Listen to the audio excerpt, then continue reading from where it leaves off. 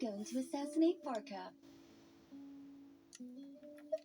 I need ideas for assassinating the Grand Master.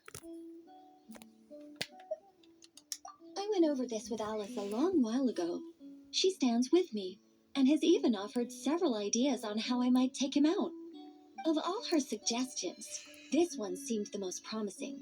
Bring a full cart of Mondstadt's newest dandelion wine all the way here, and then, before Varka's very eyes, tip the entire cart over the cliff. Perhaps the monumental, overwhelming grief will make him collapse, or go drown himself in whatever other wine he can find. That doesn't sound like it'll work. Wait, no! Don't even think about doing something so horrible. When writing a novel, the author, naturally, seeks to be as extravagant as possible, especially when writing detective novels. If the opening lacks a striking turn, how is the rest of the plot meant to unfold? Alas, this will be my final attempt at writing detective novels. Oh, I suppose they call them crime novels in Inazuma. In any case, they all tell of crime. There's hardly a meaningful distinction. I also discussed it with Barbie, but our novel writing sessions always evolve into crime planning sessions. Methods of crime and puzzles of deduction.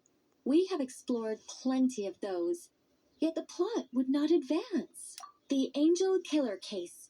Try as they might, the culprit remained elusive. The desperate detective rushed into the crowd, then shouted the revered names of the 4 great rulers at the sky. Whoosh! Pitter-patter. Boom! Detective and murderer reduced to ash. What kind of writing is that?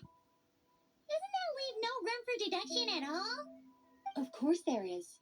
It was only through painstaking deduction that the detective finally discovered the names of the 4 great rulers, learning also that shouting them at the sky would inevitably reduce one to ash.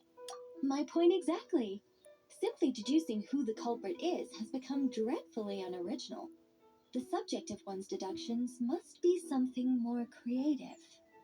I even thought of having a Seelie detective, an angel who, longing to become a detective, became a Seelie, and by some twist of fate, ended up as a detective's assistant. All Seelies love to guide people, so this one went about leading the detective from case to case.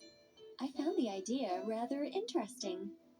Come to think of it, the Seelie detective and the Angel Killer case seem far more interesting than assassinating the Grand Master. Never mind, guess I'll move on to work on that idea then. It's precisely because I overthink every little detail that I've lost interest in continuing. Not to mention the mountain of words I'll have to write. The very thought of penning all those words. Oh, what a hassle. And I can't even get a ghostwriter for this one. I'll just work on the Angel Killer case instead. But how might the detective deduce the truth?